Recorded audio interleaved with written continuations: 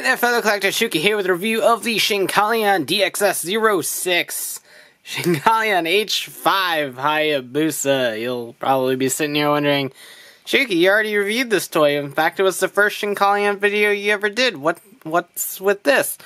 No, that was the E5. This is the H5.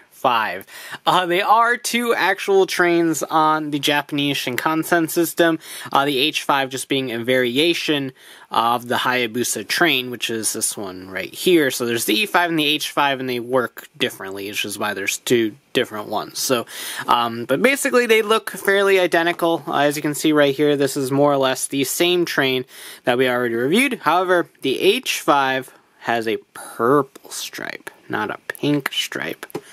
There you go. So yeah, there are a couple other coloration differences as well that you can see here. The Kaisatsu Sword is a orange color. There's a couple more orange accents on here, and the head is a lot more wider than the other one. So we'll take a look at a comparison later on. There is Lingatai capabilities. We're going to do something really stupid for this, I promise you that. And included, of course, is the Shinkalion, the Kaisatsu Sword, the little wing parts, the Lingatai head crest, as well as a Shinka Card. Always love the Shinka cards. And an additional sticker for it that we'll take a look at as well. So this was released in May 2018 for about 4,500 yen or so, give or take, depending on when and where you picked it up. So is that a lot for, I'm sorry, this was April, not May. I don't know why I said May. So is that a lot for a simple repaint? Yeah, but I did it anyway. As always, we'll start with the Shinka card, and here it is, a nice clear orange. Definitely love the way this looks. Orange is a favorite color of mine. True story. H5 Hayabusa, written right there. Then on the flip side, you have the Shinkalion's head right there. And the QR code for all your QR coding needs. So, really cool. Nothing too crazy. However, like I said, there's an additional sticker for this one. And there is the sticker. And yes, that is Hatsune Miku, the Vocaloid character and hit pop singer. Pop singer? J-pop singer? Is it pop? I don't know. But it's a Vocaloid character. Hatsune Miku is a cross-promotion thing for Shinkalion. Miku is the pilot of the H5. So if you do not want this sticker on there, you can put this sticker over it, but given how none of the other Shinka cards have the pilot's image on it, it's all the Shinkalion's head, I'm just going to keep it as is. But there you go, there is the other one that you can use with Miku's face on it. So cool. Alright, here we go with the Shinka Gear. I'm going to cut the fluff out of this one and just go straight to the point. H5 Shinkalion Henkei shimasu.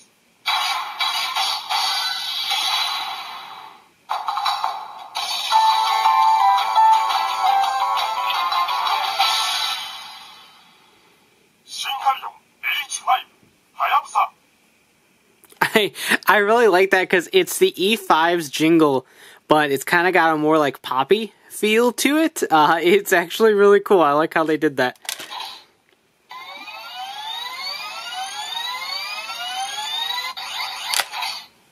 Kaisatsu Sword.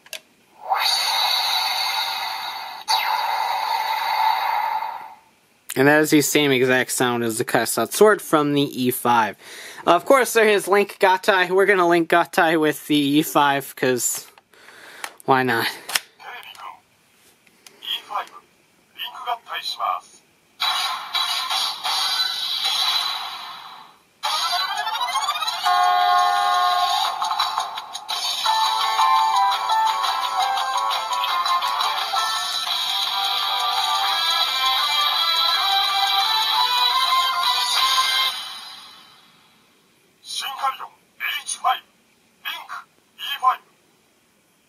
Yay! It's like I said, it's a little bit different of a melody for the H5 compared to the E5. I like the way they kind of remixed it, but really cool. Alright, so here are the three components of the H5. I have to keep reminding myself this is not the E5. But here we go. So here is the front car. You got, like I said, the purple stripe running along there. There is the Shinkansen logo. system right there.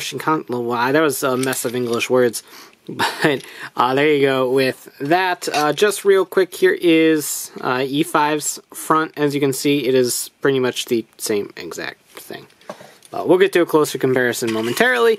Here is the middle car, same, bearing the purple stripe, and the rear car, again with the purple stripe, and there is the logo right there, even though you can barely see it because it is pretty tiny.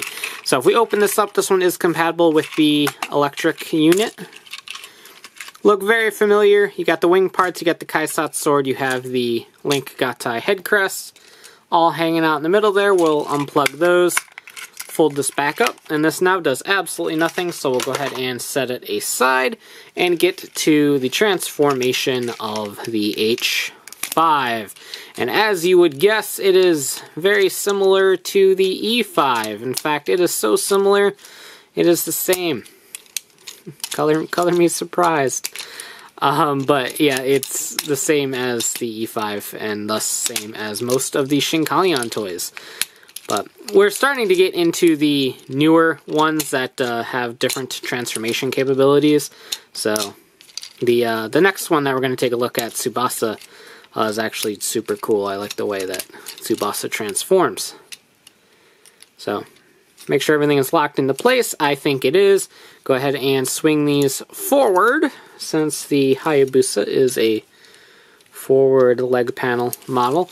There is the hip stickers.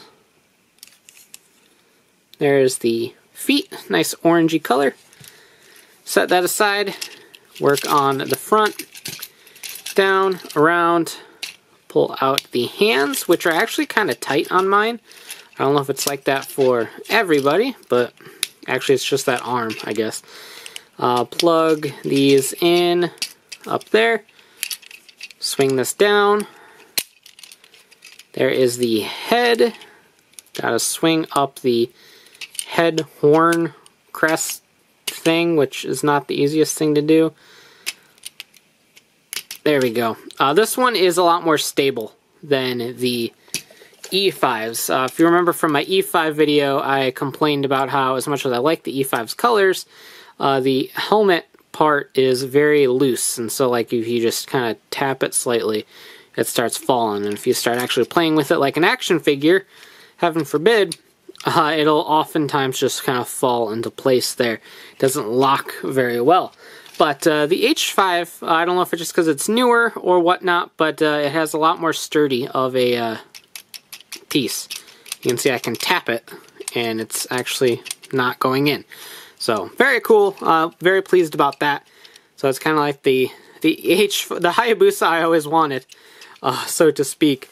We're gonna go ahead and plug in the wing parts right now. Go ahead and plug those in right there and right there. And just like that. So now we are ready. Go ahead and swing the waist out, since that didn't lock into place. Lots of orange detail in there, which is cool. It's a nice little change of pace from the E5.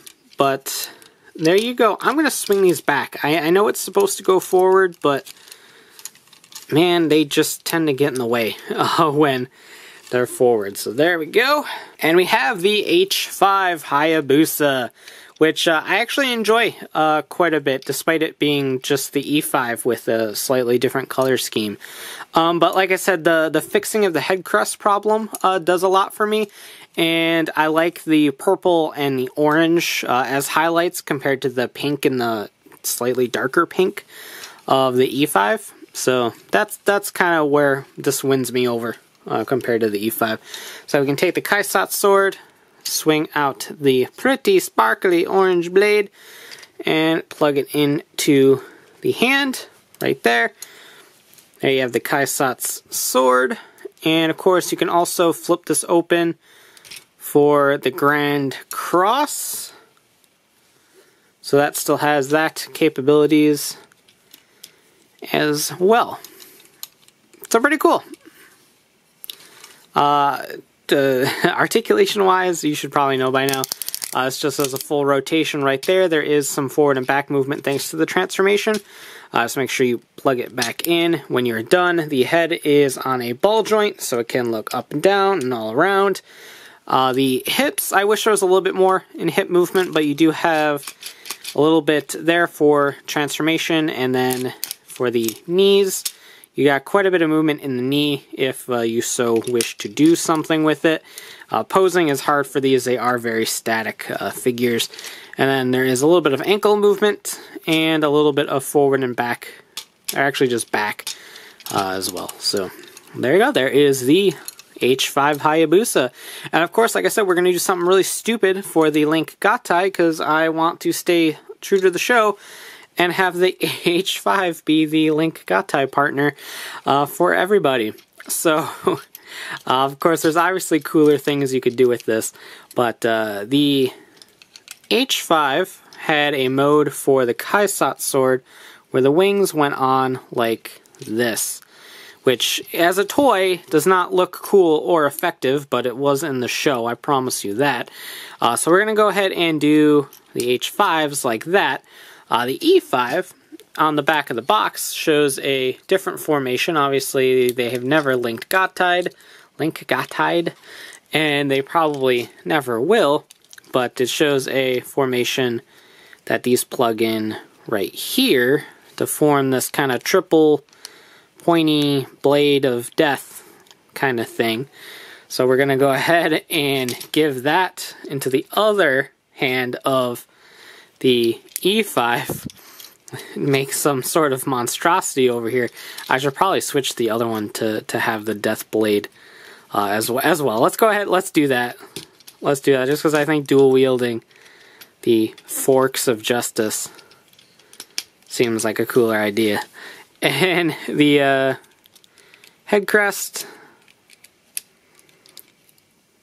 slides on right there and looks like a weird crown. So there you go. And we're going to go ahead and unplug the H5 top, plug in the E5 top, and there you go. Like I said, you wouldn't really be able to tell that this actually changed forms because of the colors, but it did. And now it's got two pointy forks of justice. I kind of like this. Like, can you imagine going up against a wicked train robot with these two like fork weapons, and like it's scary, dude. Bone curdle. English is hard. Yeah. There is the H5 Hayabusa. If you already picked up the E5, obviously this is one that you could very easily skip. If you're a huge Miku fan, you might want to jump on that bandwagon, but as a whole, if you have the E5, this isn't really one that you need to pick up. But if you haven't picked up the E5, pick up whichever one you think looks the coolest. Functionality-wise, they are pretty much the same, but I do like some elements of this one just a little bit more design-wise. So that about does it for this review. Let me know what you think in the comments down below, and as always, thanks for watching. Take care, and have a great one. Bye. I'd like to thank Mike, Joey, Joe, John, Josh, VZ17, and all my fans who support me on Patreon.